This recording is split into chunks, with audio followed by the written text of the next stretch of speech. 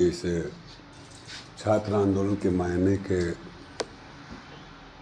Meeting के अध्यक्ष जी और अच्छा अध्यक्ष मंडल ही है, मंच है, मंच ही अध्यक्ष मंडल है। अच्छा है ये सब परंपरा तोड़ डालेंगे क्या इसी आंदोलन के बहाने। मित्रों, बहुत सारे लोगों की बातें आई होंगी। छात्र आंदोलन ने पूरे देश में एक गर्मी भरा है और एक ऊर्जा महसूस कर रहे हैं सभी लोग।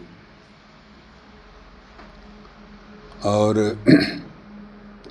हमारे पूर्व वक्ता बोले कि इस लड़ाई को हमें यहीं रुकने नहीं देना है, इस लड़ाई को हम सबके अधिकार के मामले तक, शिक्षा की समानता के मामले तक ले जाएंगे, ले जाने की कोशिश करते रहेंगे।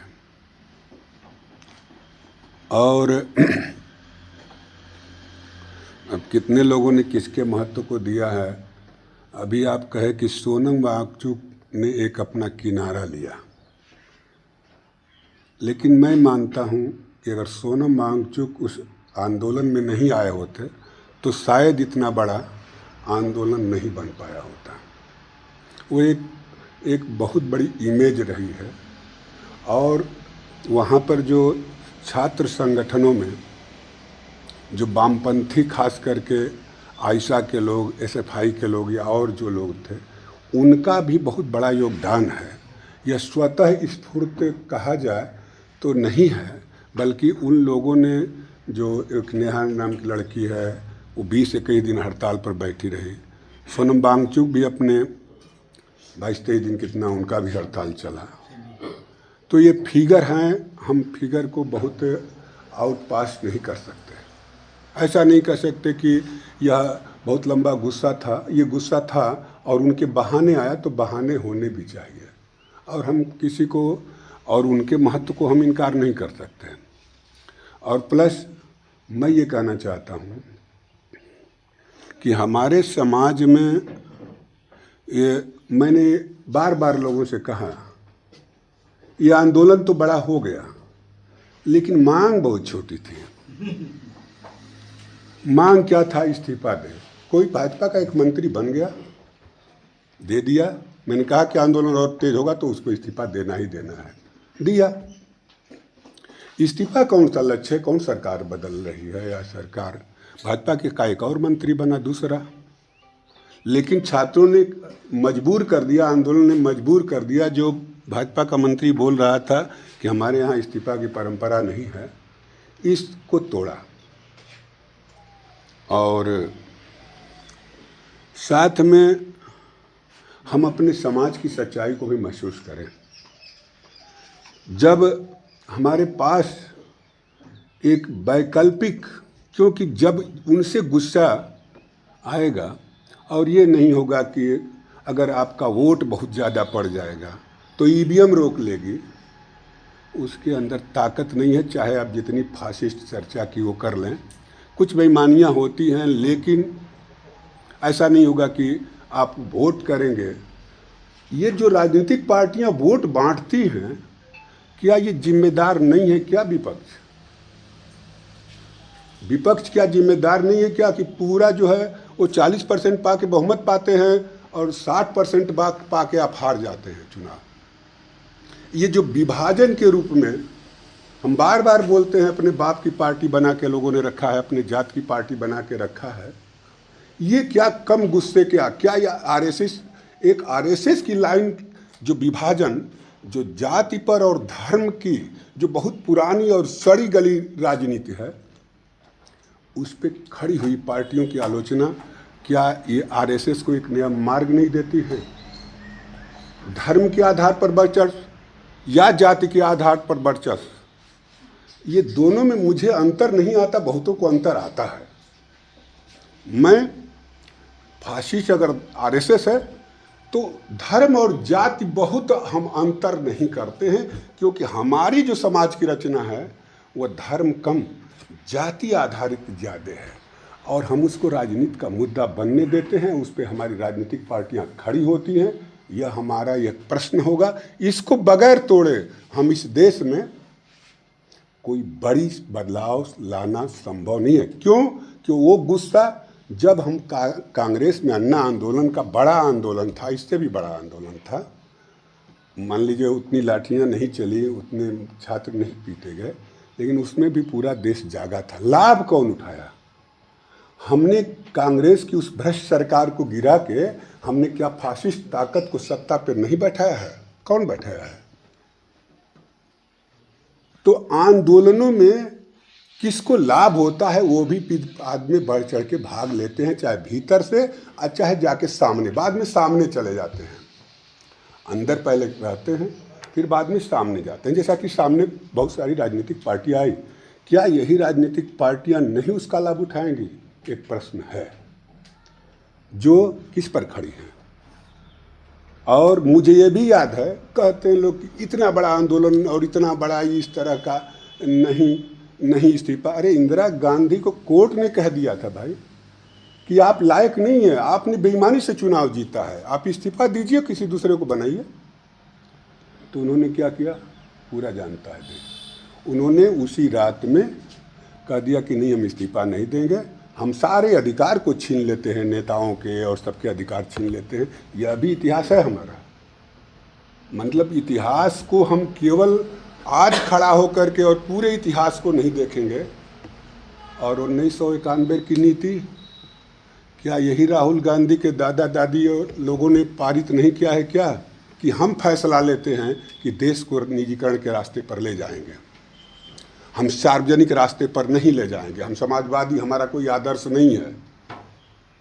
और विपक्ष का ये सब चेहरे, तो ये जो चेहरे बन रहे हैं, इन चेहरों पे भी ध्यान देनी पड़ेगी, क्योंकि लगभग आंदोलन जो जिस मुद्दे पर था उस आंदोलन की पूरी शर्तें मान ली गई कि भैया हम कह रहे हैं उस आंदोलन में क्यों नहीं ये मुद्दा बनना चाहिए जो आप प्रसेन जी कह रहे थे कि तो इतना बड़ा आंदोलन हुआ और तब भी किसी बड़े नेता ने नहीं कहा कि जितनी सीटें हैं उसकी नीट में 10 गुनी क्यों न सीटें कर दी जाएं। जब देश गरीब था तो इतना राष्ट्रीय स्तर पर खड़े किए गए मेडिकल कॉलेज, माने इंजीनियरिंग कॉलेज, या तमाम चीज़ें। और जब आज देश समृद्ध है और कह रहे हैं कि तीसरी बड़ी ताकत बनने जा रहे हैं, और आप शिक्षा को सिमट करके और कुछ खास लोगों तक ले जा रहे हैं। ये जो खास लोगों तक शिक्षा ले जा रहे हैं, मतलब प्राइवेटाइजेशन करके, तो कहीं नहीं आया कि आप सीट बढ़ाइए। धर्मेंद्र प्रधान इस्तीफा देंगे, सीट घटाने वाला बैठेगा एक दूसरा, क्या हो गया? कौन सा लाभ मिल जाएगा? इस जोश के अलावा और कोई लाभ नहीं मिलने वाला है फिलहाल। और कोई विपक्षी सरकार भी आ जाएगी तो नीतिगत कोई नहीं खड़ा किया गया प्रश्न कि हम तमाम चीज़ों को हम समाजवादी पैटर्न पर ले जाना चाहते हैं, ऐसी कोई बात नहीं। शिक्षा हम सबके लिए चाहते हैं, ऐसा कोई मुद्दा नहीं आया।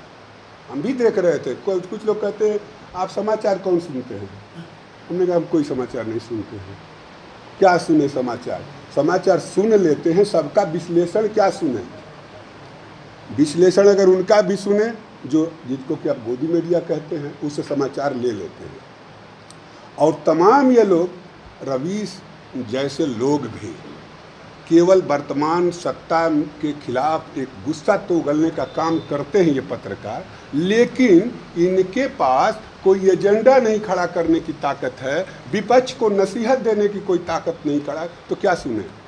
आप एक को हटाइए दूसरे को लाइए, वैसे ही को। आपके पास एजेंडे होने चाहिए कि आप करना क्या चाहते हैं, कौन सी व्यवस्था लाना चाहते हैं, आपकी सीट क्यों नहीं बढ़ सकती है। ये अगर सीटें कम हो रही हैं तभी तो मारामारी है। अगर यही 10 गुना सीटें हो जाती, 20 गुना सीटें हो जाती, गांव के लिए MBBS उपलब्ध होता, ये मांग क्यों नहीं उठा रहा है कोई नेता भाई? हम तो नहीं सुन रहे हैं कि कोई MBBS गांव के लिए MBBS चाहिए।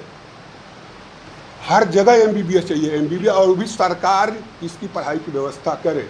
एक इस्तीफा दे दे, नकल नहीं होगा, पेपर आउट नहीं होगा, ये कौन सा बड़ा मुद्दा है? इस मुद्दे पर आंदोलन खड़ा हो गया, ये बड़ा मुद्दा है। नहीं तो अपने आप में ये कोई बहुत बड़ा मुद्दा नहीं था कि प्रधान एक तो इस्तीफा दे दे। अरे प्रधानमंत्री का मांगते इस्तीफा, सरकार बदलने की मांगते इस्तीफा तो बात होती।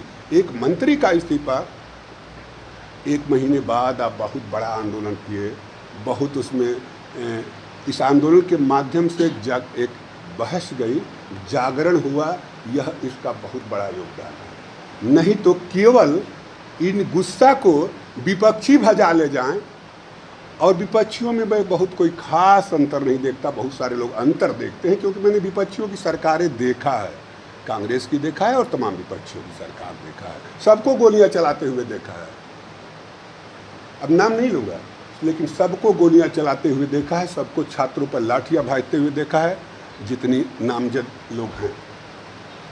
इनके मुद्दे नहीं हैं, इनके मुद्दे प्राइवेटाइजेशन का खिलाफत है ही नहीं। जो माने वर्तमान में जो तथाकथित पार्टियां चुनाव लड़ती हैं, चुनाव जीतती हैं, उनके पास ये मुद्दे नहीं हैं। तो हमारे मुद्दे ये होने चाहिए थे कि सरकार जो है सबके लिए आप तो एक ही लाइन में कह दिए कि सबके, हम कह रहे हैं कि नीट ही पर सवाल खड़ा हुआ था, तो नीट की सीटें जो हैं, मेडिकल कॉलेज की जो सीटें हैं, उसको 10 गुना 20 गुना बढ़ाने की मांग करते हैं। और तब इस आंदोलन ये जल्दी ख़त्म नहीं होता, भले वो आंदोलन उस समय समाप्त हो जाता, लेकिन ये चर्चा आप उछाल दिए होते कि हम 20 गुने सीटें मांग रहे हैं, हम गरीब के लिए भी शिक्षा मांग रहे हैं, हमारे गरीब का लड़का भी MBBS बने, हमारे गरीब का लड़का भी IITN बने, हम उसकी मांग कर रहे हैं, तो यह शायद गरीबों तक भी यह आवाज़ गई होती। यह तो वो जो तैयारी कराते हैं नीट का, 1 लाख 2 लाख दे करके अपने बच्चों को, और फिर इंतज़ाम करते हैं कि नहीं सरकारी में नहीं आएगा तो हम 20 लाख रुपया 30 लाख रुपया खर्च करके हम MBBS बनाएंगे, यह उनके तक ही समस्या है। इसमें सामान्य लोग कितना इन्वॉल्व हुए हैं, अब तो ये आंदोलन यहीं तक रुकेगा, आगे बढ़ेगा, क्या होगा, यह सब चीज़ें हैं, क्योंकि मुद्दे छोटे थे। मुद्दे अगर बड़े होते तो आंदोलन को इसको चलाया जा सकता था। धर्मेंद्र प्रधान इस्तीफा दो, जब तक इस्तीफा नहीं दोगे तब तक आंदोलन चलेगा। अरे धर्मेंद्र प्रधान नहीं, मंत्रालय तो उन्हीं का है, मुख्य होता है प्रधानमंत्री, सारे उसके मंत्री होते हैं। आप प्रधानमंत्री का इस्तीफा मांगते, आप इस सरकार को ख़त्म करने की, चुनाव करा देने की बात करते कि चुनाव कराओ, तुम्हारे बस की ये बात नहीं है, सब ये नहीं ठीक से चला पा रहे हो, तो मैं समझता कि थोड़ा बड़ा मुद्दा होगा। लेकिन तमाम लोग उसमें गए, अपने लाठी खाया, जेल तक जाने की स्थिति आई। इस बहादुरी के साथ जो आंदोलन हुआ उसको हम सलाम करते हैं, और आंदोलन ने जो सफलता और नई जागरूकता और नया जोश प्राप्त किया उसका भी हम स्वागत करते हैं। लेकिन हम यह भी नहीं चाहते हैं कि उसी तरह के लोग, क्योंकि मैं बार बार एक बात कहता हूं कि धर्म आधारित और जाति आधारित दोनों को, हम किसी को कमतर नहीं नापता कि ये कम है, क्योंकि ये दोनों एक धर्म के आधार पर वर्चस्व की राजनीति करना चाहता है, एक दूसरा जाति की, उसमें सवर्ण अवर्ण दलित माइनॉरिटी ये कोई मुद्दे नहीं होते हैं।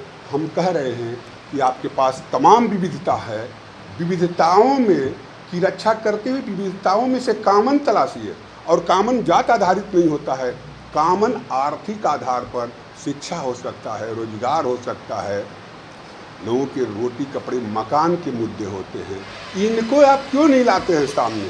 क्यों कहते हैं हमारी जात संगठित हो जाएगी, हमारी समस्या हल हो जाएगी? इतनी छोटी छोटी मांगों पे सारी जातिगत पार्टियां खड़ी हो रही हैं, और वे लोग छात्र आंदोलन का किस रूप से स्वागत कर रहे हैं हमारे नहीं समझ में आता है कि वो लोग क्या करेंगे। बस चाहते हैं कि ये गुस्सा समाप्त हो और हम उस गुस्से को हम भुला लें। बात इतनी ही है, बात आगे बढ़नी चाहिए। इसी के साथ मैं अपनी बात समाप्त करूँगा।